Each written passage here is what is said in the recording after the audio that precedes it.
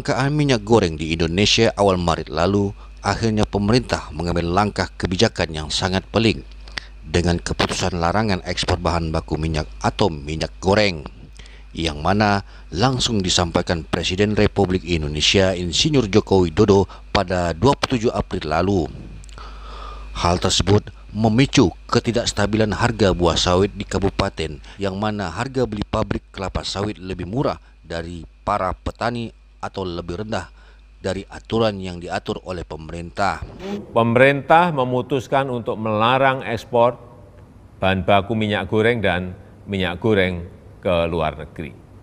Larangan ini memang menimbulkan dampak negatif, berpotensi mengurangi produksi, hasil panen petani yang tak terserap. Namun, tujuan kebijakan ini adalah untuk menambah pasokan dalam negeri hingga pasokan melimpah. Hal tersebut membuat para petani menjadi resah. Asosiasi Petani Kelapa Sawit Indonesia Apkasindo, Sofian Hadi, ditemui di sela acara musyawarah bersama petani koperasi pada pekan lalu mengatakan pabrik kelapa sawit atau PKS tidak mengikuti harga standar yang telah ditetapkan oleh pemerintah, yang mana membuat para petani dan koperasi kelapa sawit resah. Tapi saat ini perusahaan sudah baru membeli 2.780. Itu harga perusahaan saat ini. Nah, jadi itulah yang mungkin menjadi keluhan para petani, selisihnya. Perlu adanya pengawasan dan tindakan seperti sanksi untuk PKS yang tidak menjalankan aturan pemerintah tersebut. Tiga, Pak.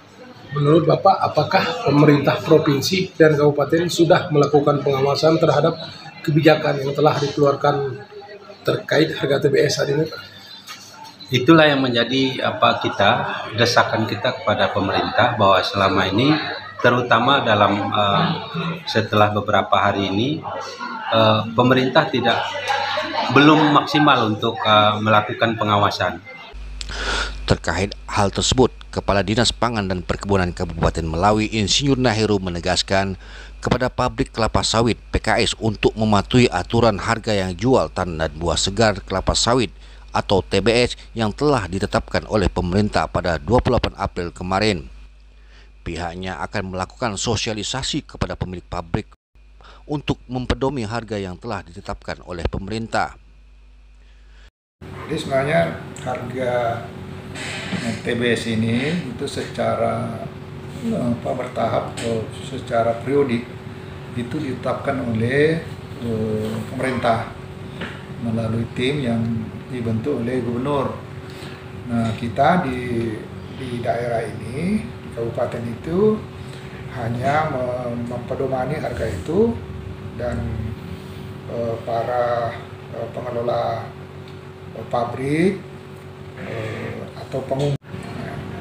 Ya, apakah nanti akan dibentuk tim pengawasan, Pak, oleh Pemda untuk mengawal kebijakan harga TBS, Pak? Ya, karena pabrik PKS di Melawi ini yang sudah aktif itu belum banyak. Nah, mungkin nanti secara kedinasan kawan-kawan di bidang perkebunan itu akan melakukan koordinasi serta mengawasi pelaksanaan di lapangan.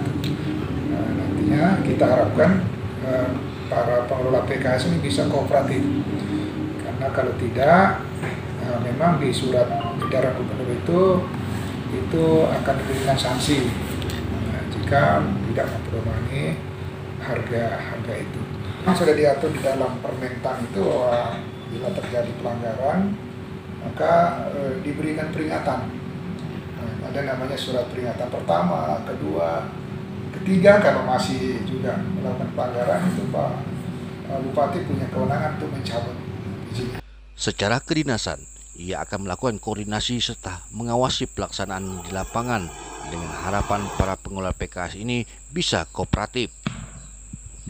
Dengan adanya aturan harga TBS yang telah ditetapkan, setidaknya tidak ada pilihan lain bagi pengelola PKS. Rendahnya harga tanaman buah segar sawit yang merugikan pemilik kebun dan mitra pabrik kelapa sawit itu sendiri. Dari Kabupaten Melawi, Kalimantan Barat, Ade Salahuddin melaporkan untuk Metro Indonesia.